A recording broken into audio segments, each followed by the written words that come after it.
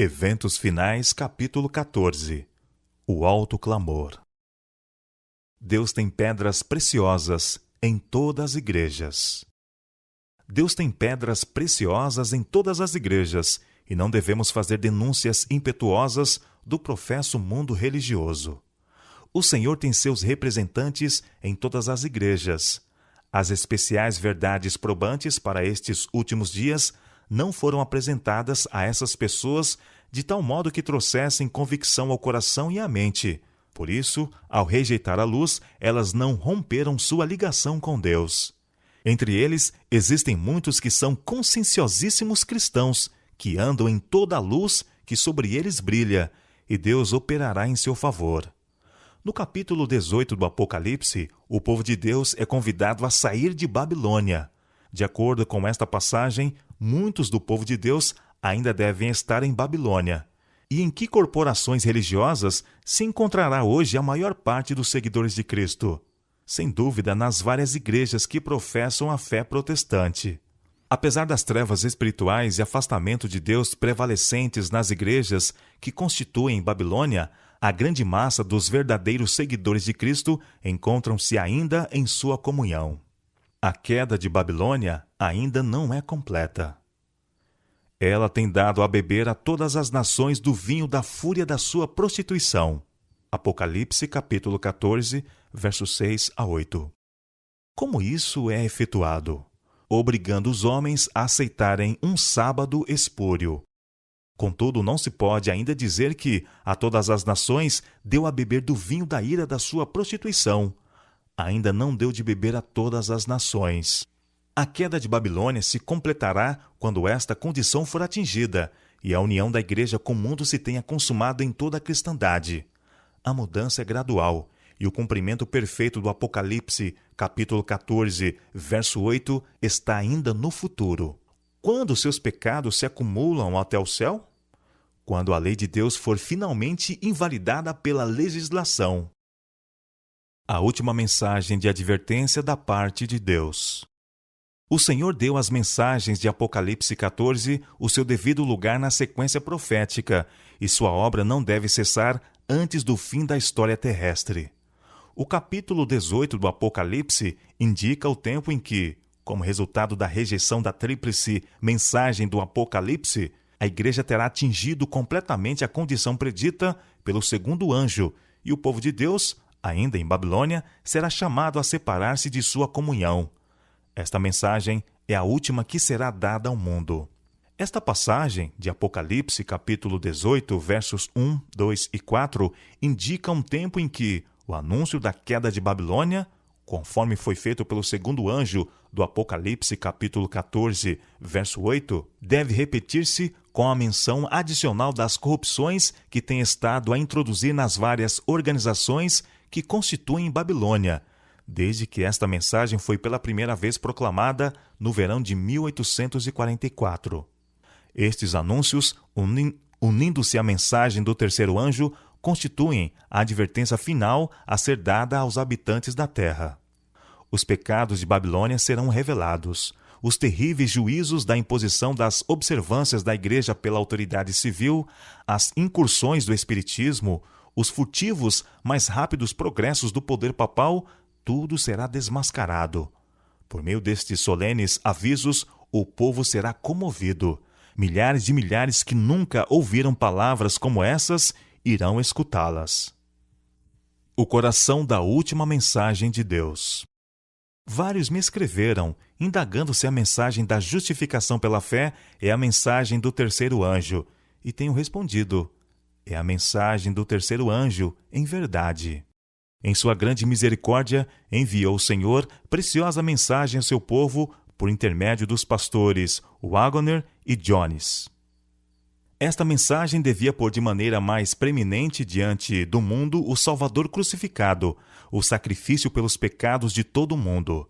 Apresentava a justificação pela fé no Fiador, convidava o povo para receber a justiça de Cristo, que se manifesta na obediência a todos os mandamentos de Deus. Muitos perderam Jesus de vista. Deviam ter tido o olhar fixo em sua divina pessoa, em seus méritos e em seu imutável amor pela família humana. Todo o poder foi entregue em suas mãos, para que ele pudesse dar ricos dons aos homens, transmitindo o inestimável dom de sua justiça ao impotente ser humano. Esta é a mensagem que Deus manda proclamar ao mundo. É a terceira mensagem angélica que deve ser proclamada com alto clamor e regada com o derramamento de seu Espírito Santo em grande medida. A mensagem da justiça de Cristo há de soar desde uma até a outra extremidade da terra, a fim de preparar o caminho ao Senhor. Esta é a glória de Deus com que será encerrada a mensagem do terceiro anjo. A última mensagem de graça a ser dada ao mundo é uma revelação do caráter do amor divino. Os filhos de Deus devem manifestar sua glória. Revelarão em sua vida e caráter o que a graça de Deus por eles tem feito. A mensagem avançará com grande poder. Quando a terceira mensagem se avolumar num alto clamor e quando grande poder e glória acompanharem a obra final, o fiel povo de Deus participará dessa glória. É a chuva serôdia que os reanima e fortalece para passarem pelo tempo de angústia. À medida que se aproxima o fim, os testemunhos dos servos de Deus tornar-se-ão mais decididos e mais poderosos. Esta mensagem, Apocalipse capítulo 14, versos 9 a 12, abrange as duas mensagens precedentes. Ela é representada sendo dada em alta voz, isto é, com o poder do Espírito Santo.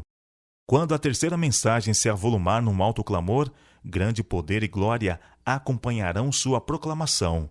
Os semblantes do povo de Deus resplandecerão com a luz do céu. Por entre as sombras cada vez mais profundas da última e grande crise da terra, a luz de Deus resplandecerá com maior brilho, e o canto de confiança e esperança ouvir-se-á nos mais claros e sublimes acordes. Segundo está predito no capítulo 18 do Apocalipse, a mensagem do terceiro anjo deve ser proclamada com grande poder pelos que transmitem a advertência final contra a besta e sua mensagem, semelhante ao movimento de 1844. O poder que agitou o povo tão vigorosamente no movimento de 1844 será revelado outra vez. A mensagem do terceiro anjo não será divulgada em sussurros, mas com forte voz. Vi que esta mensagem se encerrará com poder e força muito maiores do que o clamor da meia-noite, semelhante ao dia de Pentecostes. É com intenso anseio que aguardo o tempo em que os acontecimentos do dia de Pentecostes se repitam com maior poder do que naquela ocasião. João diz: vi descer do céu outro anjo que tinha grande autoridade, e a terra se iluminou com a sua glória. Então, como no Pentecostes, cada pessoa ouvirá a verdade ser-lhe proferida em sua própria língua. Em visões da noite, passaram perante mim representações de um grande movimento reformatório entre o povo de Deus. Muitos estavam louvando a Deus, os enfermos eram curados e outros milagres eram operados. Viu-se um espírito de intercessão, tal como se manifestou antes do grande dia de Pentecostes. A grande obra do Evangelho não deverá encerrar-se com menor manifestação do poder de Deus do que a assinalou o seu início. As profecias que se cumpriram no derramamento da chuva temporã, no início do Evangelho, devem novamente cumprir-se na chuva serôdia, no final do mesmo. Servos de Deus, com o rosto iluminado e a resplandecer de santa consagração, apressar-se-ão de um lugar para outro para proclamar a mensagem do céu. Por milhares de vozes em toda a extensão da terra será dada a advertência. Operar-se-ão prodígios, os doentes serão curados, e sinais e maravilhas seguirão os crentes. Deus usará instrumentalidades que nos surpreenderão. Permite-me dizer-vos que o Senhor trabalhará nesta última obra de um modo muito fora da comum ordem de coisas e de um modo que será contrário a qualquer planejamento humano. Haverá entre nós os que sempre desejarão dominar a obra de Deus, para ditar até que movimentos se farão quando a obra avançar sobre a direção do anjo que se une ao terceiro anjo na mensagem a ser dada ao mundo. Deus usará maneiras e meios pelos quais se verá que Ele está tomando as rédeas em suas próprias mãos. Surpreender-se-ão os obreiros com os meios simples que Ele usará para efetuar e aperfeiçoar sua obra de justiça. Não imagineis que será possível traçar planos para o futuro. Seja reconhecido que Deus está ao leme em todas as ocasiões e circunstâncias. Ele agirá de maneira apropriada e manterá, aumentará e edificará seu povo. O Confortador se revelará, não de algum modo definido e preciso que o homem possa determinar, mas segundo a ordem de Deus, em ocasiões e maneiras inesperadas que honrem o seu próprio nome. Assim como outrora chamou pescadores para serem seus discípulos, ele suscitará dentre o povo comum a homens e mulheres que realizem sua obra. Em breve haverá um avivamento que surpreenderá a muitos. Os que não perceberem a necessidade do que deve ser feito serão passados por alto, e os mensageiros celestiais trabalharão com os que são chamados de pessoas comuns, habilitando-as a levar a verdade para muitos lugares. Trabalhadores habilitados pelo Espírito Santo. Na última e solene obra se empenharão poucos grandes homens. Deus realizará uma obra em nosso tempo que poucos esperam. Ele suscitará e exaltará entre nós os que são mais adestrados pela unção de seu Espírito do que pelo preparo exterior de instituições científicas. Estes meios não devem ser desprezados ou condenados. Eles são ordenados por Deus, mas só podem fornecer as habilitações exteriores. Deus mostrará que não depende de seres humanos instruídos e cheios de si. As almas que buscam diligentemente a luz e que aceitam de boa vontade todo o raio de iluminação divina vindo de sua palavra, unicamente a essas será a luz comunicada.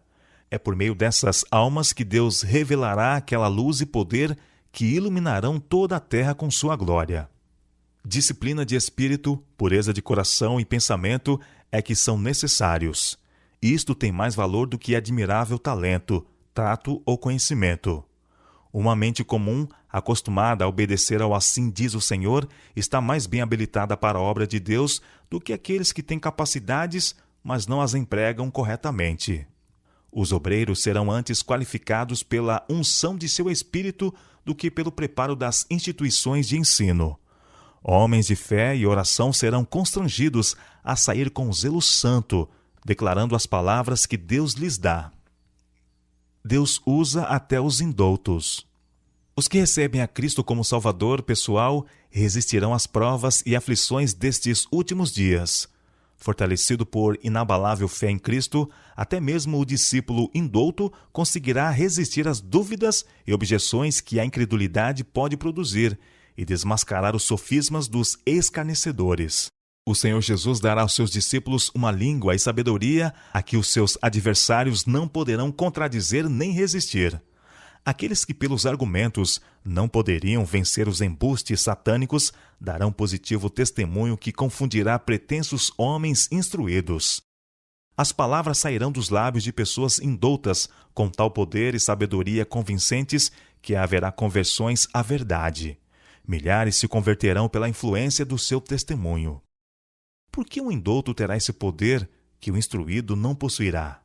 Pela fé em Cristo, o indouto penetrou na atmosfera de pura e clara verdade, ao passo que o instruído se afastou da verdade. O homem pobre é testemunha de Cristo. Ele não pode apelar para histórias ou para a pretensa ciência superior, mas colhe poderosas evidências da palavra de Deus. A verdade que ele profere sob a inspiração do Espírito Santo é tão pura e notável e contém um poder tão inquestionável que o seu testemunho não pode ser contestado. Crianças proclamam a mensagem. Muitos, mesmo entre os iletrados, proclamam agora as palavras do Senhor. Crianças são impelidas pelo Espírito a ir e declarar a mensagem do céu. O Espírito será derramado sobre todos quantos se submeterem às suas sugestões, e pondo à margem todo o maquinismo humano, suas regras inibidoras e cautelosos métodos, proclamarão a verdade com a força do poder do Espírito. Quando os seres celestiais perceberem que os homens não apresentarão mais a verdade com simplicidade, como Jesus fazia, até as crianças serão impelidas pelo Espírito de Deus e por-se-ão a proclamar a verdade para este tempo. O ministério dos anjos. Os anjos do céu estão influindo em mentes humanas para despertar a investigação dos assuntos da Bíblia. Será efetuada uma obra muito mais ampla do que já foi realizada, e nem um pouco de sua glória irá para os homens, pois os anjos que ministram a favor dos que hão de herdar a salvação estão trabalhando de dia e de noite.